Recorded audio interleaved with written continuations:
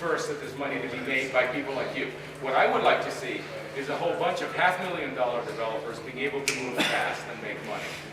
You know, it's not the dinosaurs anymore, it's the mammals. How many mammals? Everything Kennedy showed was a mammal. You remember what was dying? How many malls are dying? There's about 3,500. Okay, there's 3,500 magnificent dinosaurs barely making it. Okay, and what's replacing them are the mammals.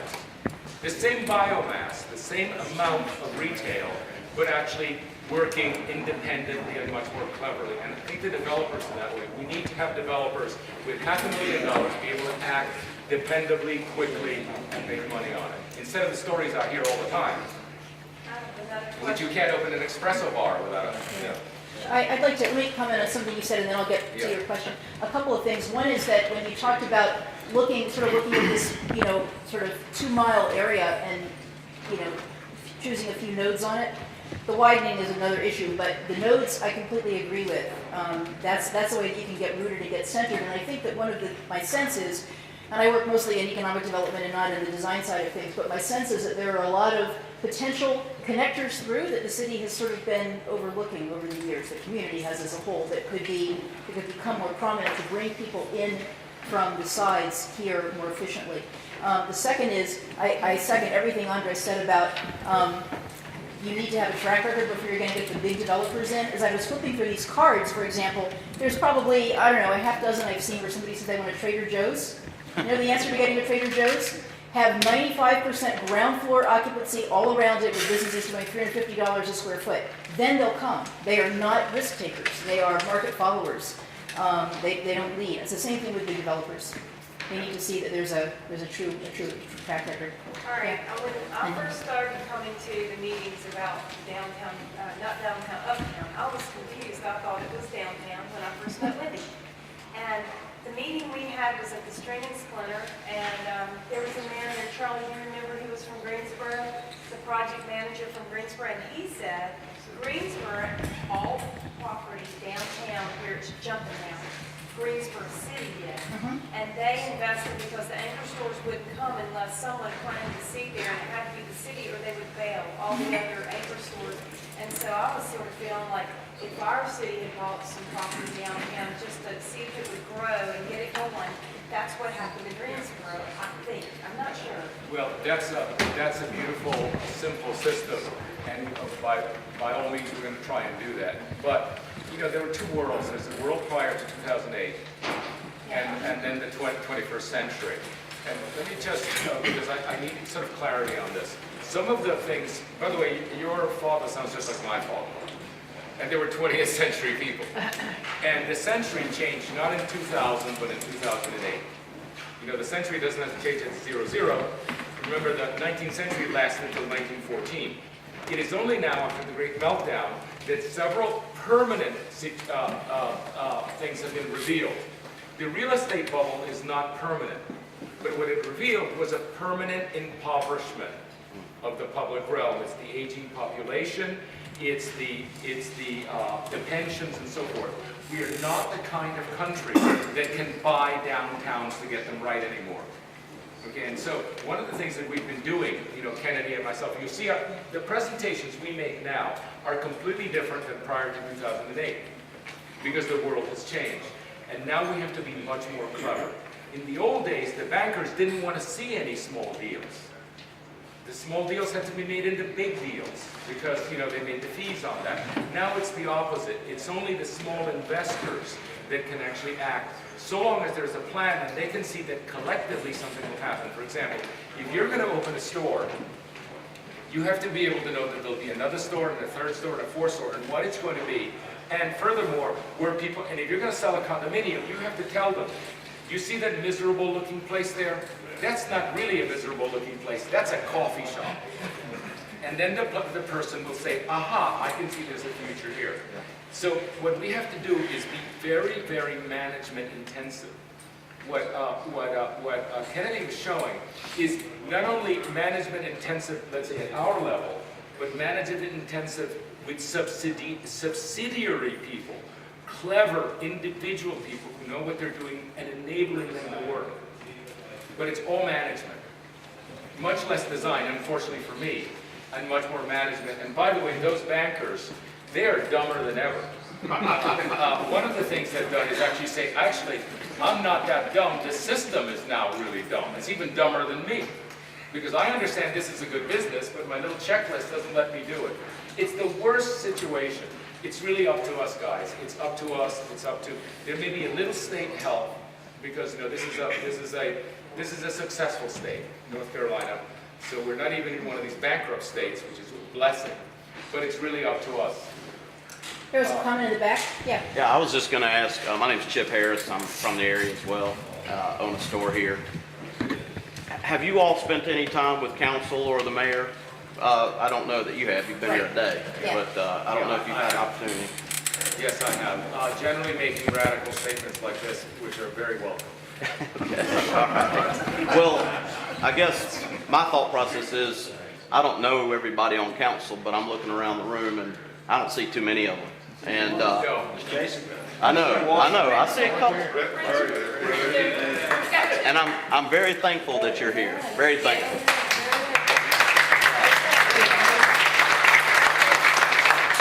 I think it'd be very helpful for our community elected leaders like these gentlemen and others to be present during these presentations. This is changing our city. They will be doing that. Remember, this is iterative. This presentation is like some others that will happen. They'll evolve, but generally speaking, they will get the story 2 or 3 times. It just happens to not be this morning. Thank you. Yes. Ann Priapitas, I grew up in High Point also, and that's a High Point University. One of the things I haven't heard mentioned that I would really like for you to entertain the idea is having a space, some old warehouse that would be made into studio spaces for artists in the area, inexpensive spaces. And as part of their payback to the community, they would offer every month or every other month classes to adults and children in their particular area. And one place to look at something like that would be the Tortilla Factory in Alexandria, where they have over 200 artist spaces, and it's just an old warehouse space. Yeah. There are lots of examples like that What around about the that country. big mall that the college owns? Well, but I think you want it in the heart of the city. You want it downtown, and you know That's that. an immediate jump start. Maybe, but the area that I showed that I called entertainment, I think has some buildings that would be ideal for that. I mean, there's a lot of. If you renovate the building according to the expected standards, it's no longer cheap space. Okay, when Jane Jacobs said for businesses to start to need cheap space, she was imagining people coming in and doing what they needed to do and taking individual responsibility. The code now, the International Building Code now, is a monster. It's an absolute monster, and there's no such thing as cheap space anymore. What you're saying actually doesn't exist if you're going to follow the current rules. Now, what we're going to try and do is to bypass or make a patch that somehow goes back to 1980 and say, look, you know what happened then? That's what we need to do now. And by the way, what are the statistics of injury and death when people moved into these warehouses? 0. Okay, so let's just get some real statistics and give people the chance, particularly artists, to get on with the existing plumbing and the existing electricity and get on with it. So yes, we're all trying to go there. Now, one thing about High Point, one of the little bits of bad news I have to drop, and there's a lot of it. Because of the nature of High Point's development, which is late, your warehouses are second rate. They generally don't have windows. What is left to go doesn't have windows. Now, if you were a 19th century mill village in New England, you have beautiful windows, you move in, and it's nice. I saw the available stock, and the available stock is essentially uninhabitable. And it's what happened because a lot of it is post-war, when you already had electricity and, I suppose, air conditioning and so forth. And so you don't have these warehouses that you're imagining, the good ones are gone. And the only ones that are left are the bad ones. So we're working against some very, very third-rate stock. Good news is that Miami is 100% third-rate stock. 100%. All of our stuff is post-war. None of it has windows. And there's a developer called Tony Goldman that has actually figured out exactly what to do with it. And we're gonna bring that know-how. It's a place called Wynwood.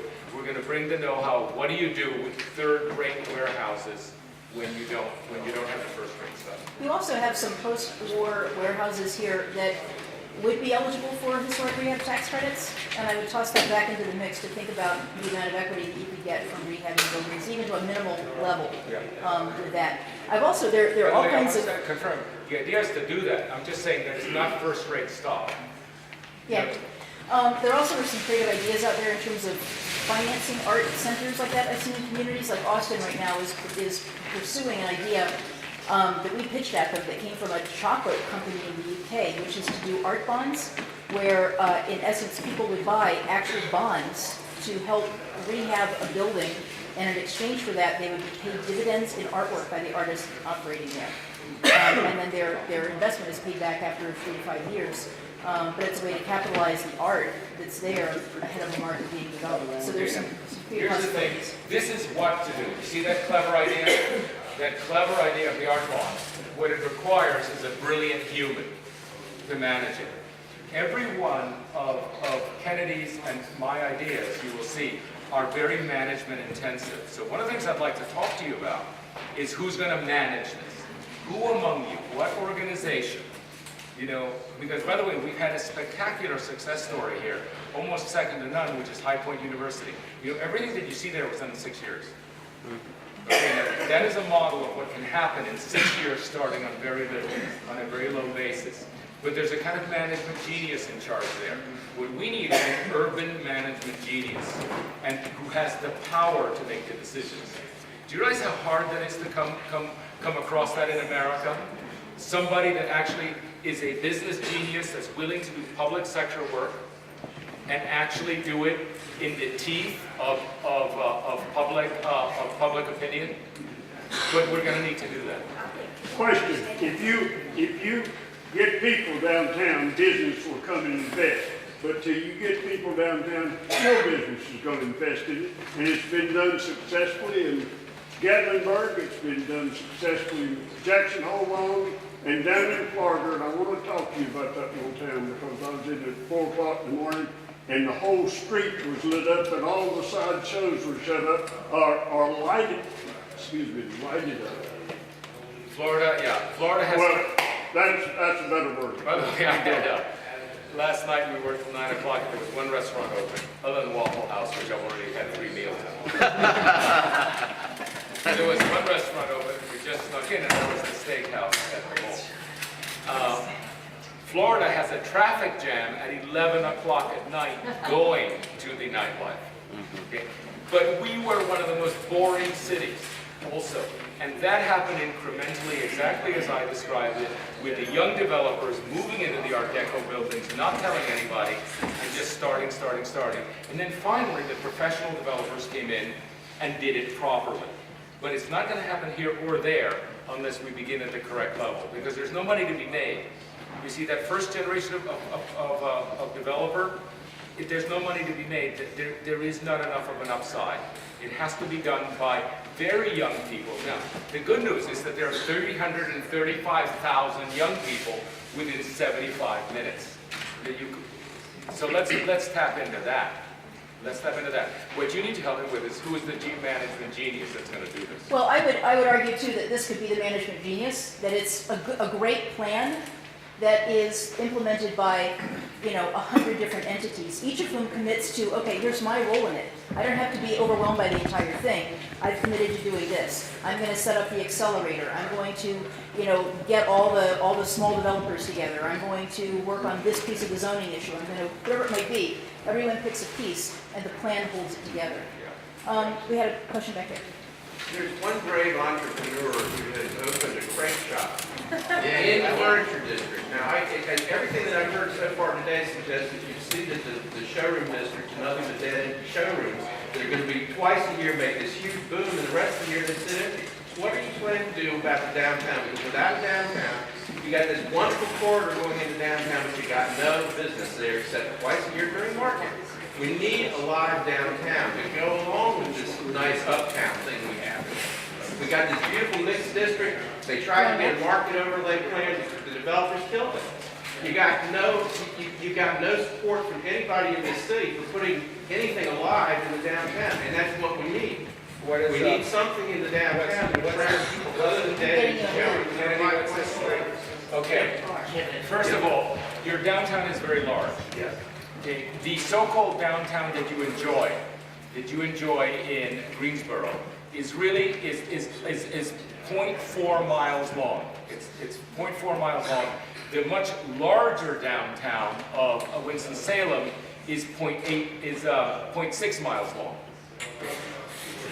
This area from let's say, from, help me with the street. Lexington is the thick one. From Lexington to the library, just Lexington to the library is a mile.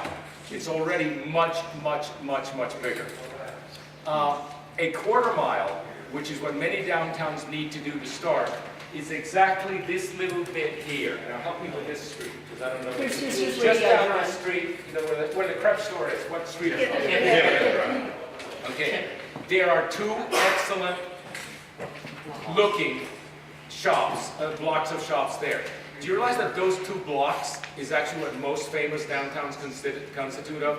If this were a normal town, we would come in and just give them advice, follow what Kennedy said in terms of recruiting the right merchants, give them the financial breaks and so forth. Unfortunately, they're all leased. You see, you know, you're sort of placing an order now. Let's get this to happen. But the thing is leased up. It's locked up. So the question is, how do we unlock? Who's going to buy out those leases and get them to go into the big building to liberate the Main Street, the first floor Main Street in this city, so we can have what you say? Because this is an extra hard problem. And I would add that this problem is one that you can spend your lifetimes driving yourselves crazy That's on. why you didn't address that. Well, Because I mean- that's the big section you didn't talk about. But it also, strategically, it's not how to start. Start with the places where you can win. You know, create the market that then is going to make this respond. This is the place to start. This, you know, is the place to start because you have latitude there. You can do things, you can make things happen, and that will eventually change this and the zoning and its fortunes and make it work the way you want it to. But the first thing you started off by saying, retail does not drive the market, it follows. Retail's never needed to follow up. Right. So what will drive our market? Independently owned businesses, locally owned enterprises, They because do. the big guys, the national chains, will not come until the He said, market is already established. national chains don't Oh, you were follow. talking about the Yeah. national, Yes. chains, so that the larger. Right, Right. no, the small ones who create the market, particularly the restaurants. A good restaurant can be actually anywhere, and people will find it. Yeah, More organizationally, could you kind of lay out this coming week? And I mean, there's several different charades that we have. There's some that have focus, some that don't. Can you kind of give us a little bit of an overview master plan about how we might interact following this meeting? Okay, a couple of things. The first thing is they're iterative. You can go ahead and miss a meeting. It's not an entirely different subject. We keep presenting it. By the way, it's not me who keeps presenting it. It's you who keeps asking the same question. Because people come in and they have the same questions. So what happens is that there is a general evolution of the plan that gets more and more and more precise. You know, you actually begin to see, tonight, you'll begin to see very clear diagrams. Tomorrow, you'll begin to see drawings, and you'll be seeing numbers associated with plenty of time to change them. Because you'll say, aha, no, you're missing out, this is actually better. So the role you play is as an advisory group. So I would just show up, well, certainly to tonight. Tonight is an important meeting. Tonight's at 5 o'clock at the college, at the university. Okay, so that's important. And then Okay. by the way, all of them end up in Hayward general. Clarence. They begin specialized general issues. So let's say there was input that I had maybe on this innovative cluster combined with the design. Right. What would be the best way for me to input that into the process? Okay, the best way is here, is in this unless it is something that is not of general interest and you don't want to waste people's time, in which case you can just come in and speak to anybody. If you speak to anybody here, it'll get to me. Okay, so let's say it's of a general nature, we're at 12:30. What, you threw out this idea, what's the best way, again, do you want to just keep this meeting rolling? Is this meeting No, just I going to would, keep rolling? no, because I actually need to get back and, forget eating. Don't worry about that. But I do need to get back. There's about 15 people working and I need to get back to them. Now, here's a characteristic. You will notice that neither Kennedy nor I are writing notes. Okay, there's a reason for that. If you see me write something, you have a feeling, you will get the feeling, the distinct feeling that I've taken and that you've placed an order and that it will happen exactly like in Waffle House. Okay? You order 2 waffles and eggs, I saw her write it down. If it doesn't come right, I'm upset. I think it's very bad habit to actually, whenever somebody says something, say, oh, yes, sir, and how would you like your hamburger? Would you like pickles? Because actually, most of the time we can't deliver. So basically what happens is it sort of washes over us. I tend to repeat the ideas that are good ideas or questionable ideas. I will bring them up again to see how they, you'll see that I actually repeat your ideas. Okay. And then you'll see, and then people will say, well, that's a good one. In fact, I'm already, tonight's presentation is a big collection of your ideas. Many of them you would not say in public. Okay. But I'm here to take the front. So what I'd like to do is, I'm going to have limited time, so that was a somewhat of a loaded question. Go. So keep going. My name is John Weir, came here to work at Hatteras Yachts, one of the great entrepreneurial stories of High Point. Right. And stayed because I found that this was the most entrepreneurial community between DC and Atlanta. Interesting. Thomas Built Bus, of course I mentioned Hatteras Yachts, many other success stories, a lot of them furniture related. Right. The infrastructure was here in terms of banking and professional networks to support entrepreneurs. Raleigh is institutional state. Charlotte, of course, very much focused on the finance. So I found the right community here, even though I didn't grow up. What I see as the key 3 things, and some of those you mentioned, Kennedy, is an innovative culture and an entrepreneurial culture that has support services. So the funding that you talked about, capital, is very critical, both debt and equity. Because some entities don't deserve equity, they're going to be asset-based and can get debt. So 1. 2 is high-speed broadband internet access, and I'm talking about 100 meg and higher. We have a node in Greensboro we could tap into, and all of a sudden all these creative design activities, CAD and 3D, printing, design, all interact. I would suggest the innovative culture or the innovative cluster and design cluster actually merge together. I would see them together, Yes. combining with the technology and student-led or student participation. The idea for downtown, again, I'm kind of approaching this from a business development more than a retail, would we have like a mosh pit? In other words, where you just had all this interaction. In this very room are some of those entrepreneurs that I'm referring to, and how much mentoring they could provide to new folks coming in. Again, it doesn't have to be in the same industry. It could be in wildly different industries. Like an accelerator. Well, it is. You use the term accelerator. I would highly recommend that we focus on that. We have talent to do that in the triad. The other thing I would kind of emphasize is that we leverage the triad. So while we're looking at improving High Point, I consider myself in many ways a triad resident. My wife works in Winston. I draw employees from 5 counties. So kind of both small, but then leverage. When I heard you invite people from those other cities in, that's great. So let's not be too insular, but broaden